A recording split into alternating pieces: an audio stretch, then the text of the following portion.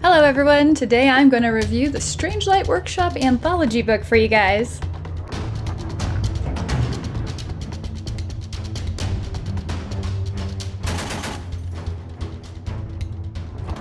So Privateer actually sent this book to me a while ago to read and review, and I'm just sort of getting to it now. I'd already read the book, but it's been crazy. Anyway, I wanted to kind of share with you some thoughts on it because this is a book that came out around the same time as the Grymkin box set and is designed to give you some insight into the world of Grymkin and see how their stories fit into the Iron Kingdoms. The anthology contains 5 stories, or cases if you will, about 50 to 60 pages each, in which you follow the crew of the Strangelight Workshop out of Blackwell Hall. Now, what is the Strangelight Workshop? I'm glad you asked. So, Strangelight Workshop is out of Blackwell Hall. It's a research facility designed to solve and research paranormal activities throughout the world of, well, I guess Immorin. Our stories are focused on a specific crew within Blackwell Hall. So the Strangelight Workshop was founded by Jacob Strathmore, who you learn about in the foreword. He became very obsessed with the underworld after losing his family, and he later moved on to found Blackwell Hall and create the Strangelight Workshop, which is who our team works for. The team itself is made up of about 5 people, give or take. We start with Abigail, the team leader and lead researcher. She's fearless or foolhardy. You can't generally tell which is which a lot of the time, but she's the one who takes the cases and leads everyone on these journeys. Then you have Mel, who is the good-natured engineer, but kind of sassy. In fact, when I read about her, I really kept thinking of Dirty Meg. But basically, she keeps all of the equipment working. Then you have Grimes. He's the jammer. I think the Strangelight Workshop people might be a fan of roller derby. But anyway, he's the jammer. He's designed to protect the caller from basically extra-dimensional crazy people. Then you have Elliot, the caller. He's the one who is kind of the medium. He can talk to spirits and interact with otherworldly things, and he kind of draws the spirits near him so that the team can identify them or solve whatever's going on with them. Then you have Kincaid, the bouncer. His role is to protect the team from other extra-dimensional beings as well. He literally runs around with a billy club. He's also the newest member of the team and doesn't know what's going on, so he's generally who the audience understands the world through. And there are cats. So many cats. What are cats good for? But to kill small, innocent creatures? They're also good for scaring off gremlins. Isn't that right?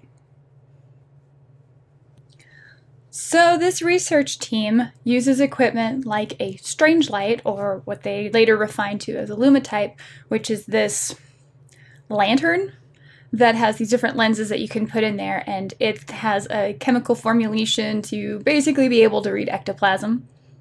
And it can read different residues that might exist after an apparition has left. And it seems to also be able to take readings of demons, and it can catch Grymkins as well.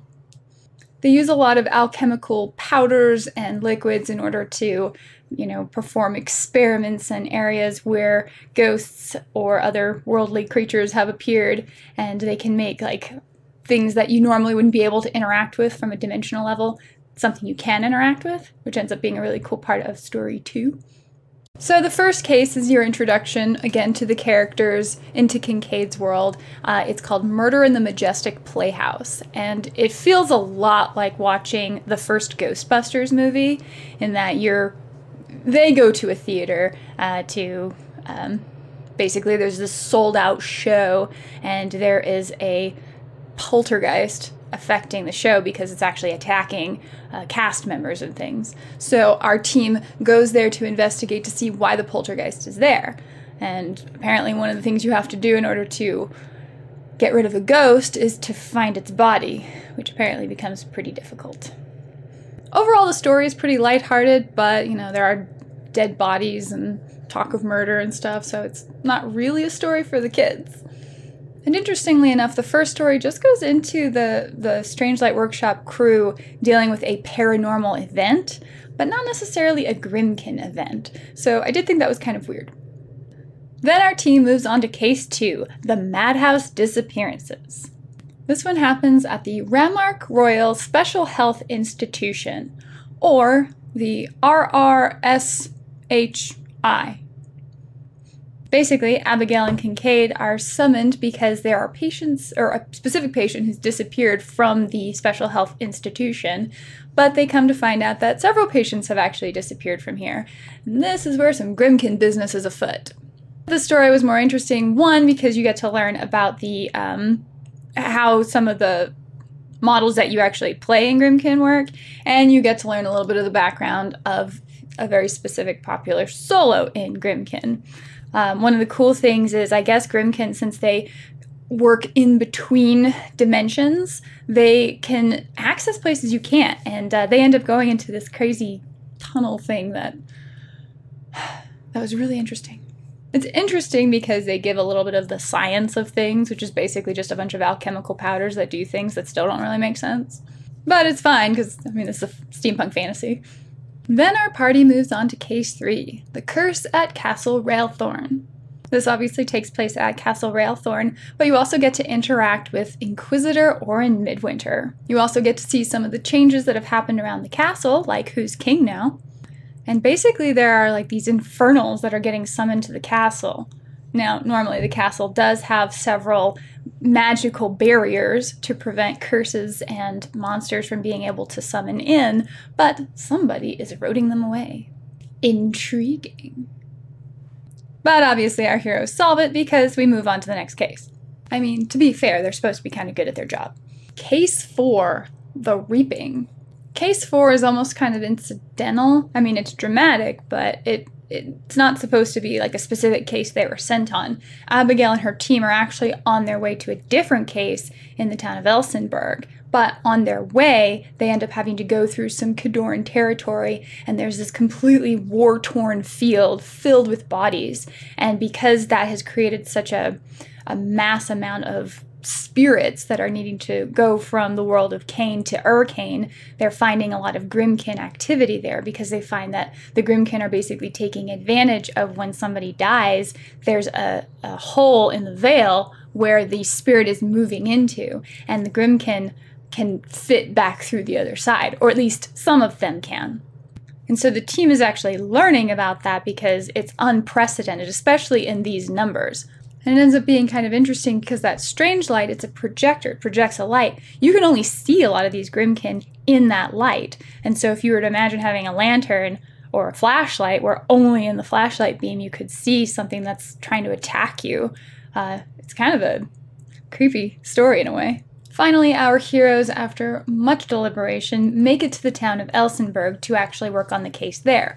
They meet up with another Strangelight Workshop investigator who has been dealing with some strange happenings in the town of Elsenburg. Basically, every year they have a parade to honor the dead of a whole army that had died a long time ago. The ghosts actually are still there and participate in the parade.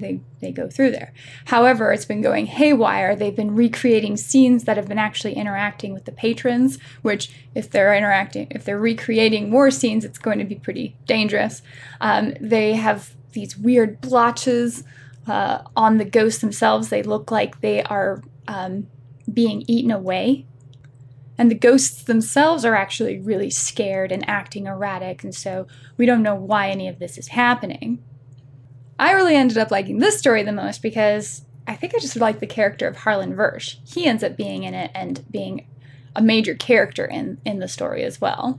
Then finally you come to the conclusion where you follow up basically from the forward. So in the beginning you have the character of Jacob Strathmore. He's completely torn up over losing his family and obsessed with the world of the dead now. He's also a researcher and an inventor. And so he ends up coming out to invent the Strangelight Workshop, the ability to project a light that you can see otherworldly beings. Well, the old witch ends up taking an interest in him because of this, because she's totally Bela Lugosi and pulling the strings here. And that story concludes in the epilogue, where you see he has to complete a bargain. And that helps the old witch do whatever she needs to do to, again, pull the strings on Cain. If you don't end up reading the book all the way through, like you pick it up and you intend to read it, at least read the foreword and the epilogue, because the stories that happen in between don't really affect anything to do with the end of the book. But it is a really exciting read as to what the Old Witch does, and her description of coming out on the newer, bigger, awesomer Scrapjack is just...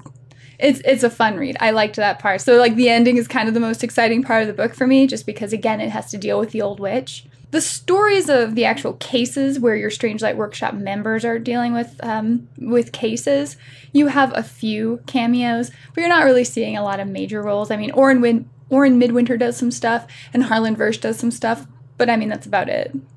If you're wanting to read the book to learn about Grymkin specifically, you're better off reading the core army book for Grymkin, just because it gives you the origins of everything. Strangelight Workshop is more of just, it adds to the tapestry of the Iron Kingdoms. It just is stories that are happening in the background, and incidentally, you see things where the Grymkin are interacting with them. But the characters themselves, they're not major hero characters that you're playing, so they're not really going to be delving into the origins of every single Grymkin that you would run into if you're playing War Machine and Hordes. It's not bad though, $15.99 for paperback. Pretty good read. Nice and casual, honestly, because the anthologies are bite-sized sections of stories, so you can read them while you're traveling. And it's interesting. If you're a lore junkie, you'll enjoy it. That's generally the reason you're going to get it, I would think. It could have done with a little more story as the Old Witch. I think she just needs her own novel. Don't you think? Anyway, that's my review of the Strangelight Workshop Wicked Ways anthology book. If you've already read it, I'd be curious what your opinion is on it. Definitely leave a comment down below if you are not sure if you want to read it, and if I've changed your mind either way, let me know. Like the video if you haven't, subscribe if you haven't too, and I've got some more reviews and unboxings, and yes, battle reports headed your way. We'll see you next time. Bye! Hey.